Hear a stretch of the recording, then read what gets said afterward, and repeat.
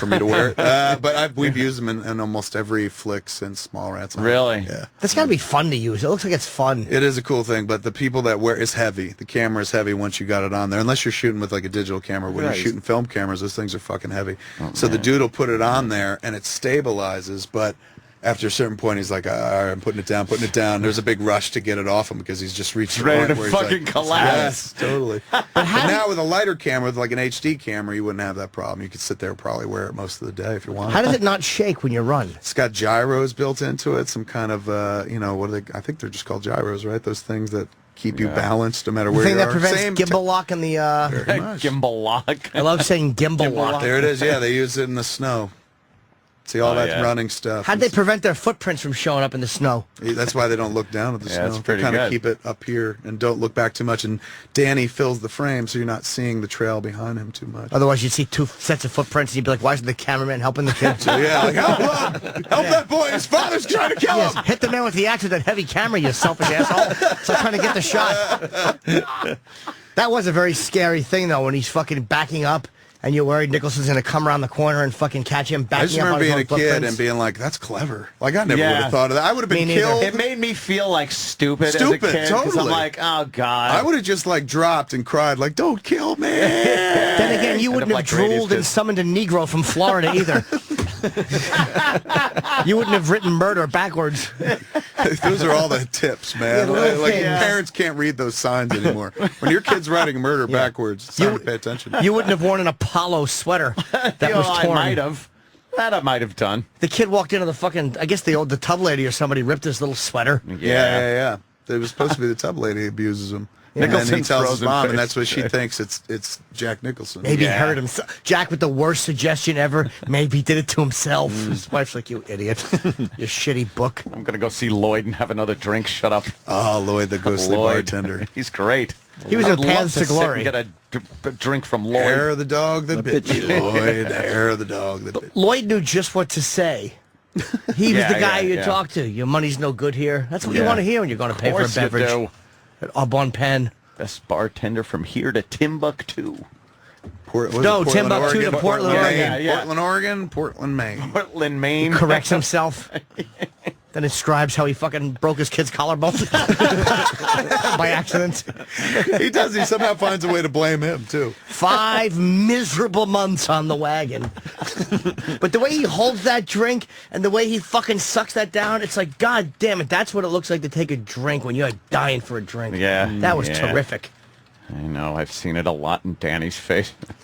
He's seen it a lot in mine. That's what it looks like to really want to drink every day. My God, man, look at the time already. Yeah, we got to get you some heat, Ant. What time is it? No, I freezing just already. I don't You want to all get stuck in that UN dick traffic. What do you mean? Why can't they move the United Nations to like Iowa? What's going on? Where You people got, just you got all the world leaders masturbate. coming in and messing up the city for a week or so. Yeah, a couple a weeks, bunch of right? street closures and shit until Yeah. September 30th. When you have like fucking Obama and Ahmadinejad and everything, it gets a little security president in town sensitive.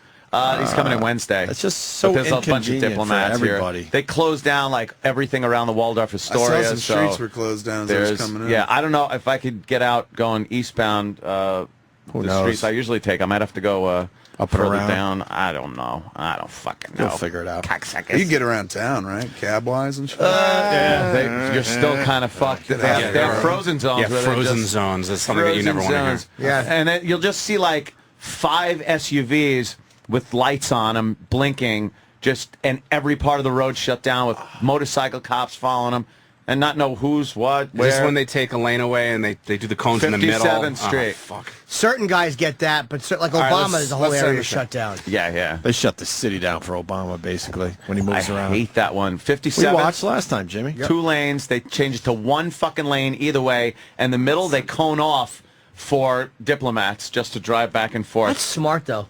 Whoever thought of that is smart. In what way? I never would have thought of it. I just would have wondered how diplomats were going to deal with Sucks, though. traffic. I know, but Sucks. it's a smart way to get them You're around. not a though. diplomat. It sucks. I'm a diplomat. I'm a true gentleman. Yes, you are. And I have to plug Marco Island. Yeah, hit it, Jimmy. This Thursday, Friday, Saturday, I'll be in Florida at Marco Island at that comedy club, Off the Hook.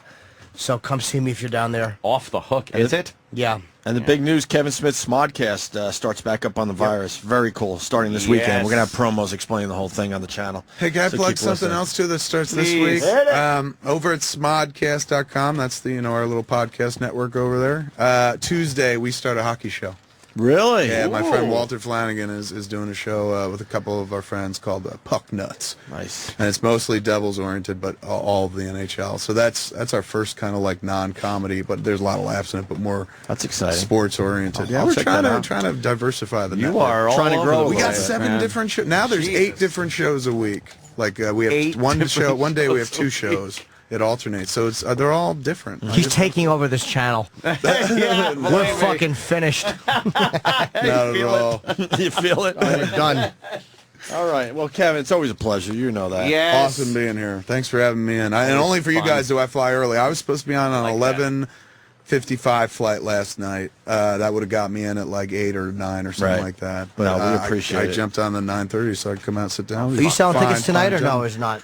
No, I'm pretty sure it's sold out. Tonight I'm in town. I don't know if I mentioned it. I'm Yeah, in we didn't town to mention do it this at all. Breakfast Club 25th anniversary screening at the Paris Lincoln Center's hosting. I think all yesterday and today they've hosted a John Hughes retrospective, Nice. and tonight they're doing a 25th anniversary screening of the Breakfast Club with 4 of the 5 cast in attendance. So Molly Ringwald, Ali Sheedy, Anthony Michael Hall, and Judd Nelson. For some reason, Emilio couldn't be bothered. Wow, really? Really? Yeah, I guess he's a Come director on, now, so Emilio. he's like, I don't want to Might be doing a movie. Yeah, He show could be up, doing though. a flick, absolutely. Could be doing but he another- also didn't do the Oscar thing either, which I thought was weird when they gave the tribute Right. to Hughes Maybe on he the just Oscar. wants no fucking part of that whole... Maybe he The didn't way like I've heard John it is Hughes. he's just kind of like, that was then, this is now. Yeah. He's done with the whole thing, huh? Which was a movie he was in, wasn't it? That was then, this is think now. so. He's making a movie. That was an with S.E. his dad or Hinton something. book. Was it? Yes, that's right. It Yes. was. Same chick that wrote Outsiders. She wrote and The Outsiders and Rumblefish. Rumblefish, right. By the way, I didn't know that she wrote Rumblefish. As he was saying it, I just kind of followed suit. Good job. I knew she wrote The Outsider, but I didn't remember that he was going the Outsider. It's called piggybacking. I just piggybacked him completely. As soon as you heard Rumble. Yeah, what else could it be? Either Rumble in the Bronx with Jackie Chan or Rumblefish. One of 2 things. I don't think the same person gambled. wrote the same You thing. assimilate the information made quickly, man. That's the important thing. Just get it and like, it's in my information now. Yeah, I knew that. Yeah, but I'm glad it wasn't. That would have been humiliating if it was wrong. would have been. All right, let's get the fuck out of here. Kevin All needs to right. sleep and eat. And I am. do I'm gonna all go to sorts of sleep, man, shit, for a couple hours, and then go over there Naps and are do that good. thing tonight. All right, I Kevin. get to moderate. I get to kind of be John Hughes tonight. That's I get to fucking stand there with cool. the cast and ask them questions and whatnot. Try not to be too geeky. Try to keep it funny. But then I noticed they only give us 45 minutes. Why? I mean, fuck. Like, why even bother It's a showing the union movie? room. We've all seen the movie. Let's Right. just do 3 hours of asking How these cool would motherfuckers that be? questions. I know. So we'll see. Hopefully, we'll push it later than it's scheduled to go. But this is. You can go on for hours. You can do an hour with each person minimum. So, and hopefully we try to keep it interesting. Ask Ali Sheedy if she did fuck John Candy and Only the Lonely. I've been dying to know that for fucking 10 years. Great Look, I movie. know this has nothing to do with John Hughes, but, Yeah. but Chris Columbus wrote that, and he was a Hughes protege. So a backdoor question from Jim Norton, who's not in attendance. Got it all figured out. Did you fuck John Candy? Got it all figured out for you. You think she did? No. Why not? I don't know, because it's just not the way it is. Yeah. Yeah. But he was good. It was a great movie. I thought it was. It was a really very good A flick, yeah. semi-serious movie. Love His John mom, Candy. right? His mom was like Maureen kinda O'Hara big, was yeah, it? Yeah. Maureen O'Hara was the mother. All right, we're back. All right. Kevin, thank you so much, buddy. Thanks for having, guys. Thank you. We'll see you soon. And, yeah, that's it. Stay tuned for Ron and Fez.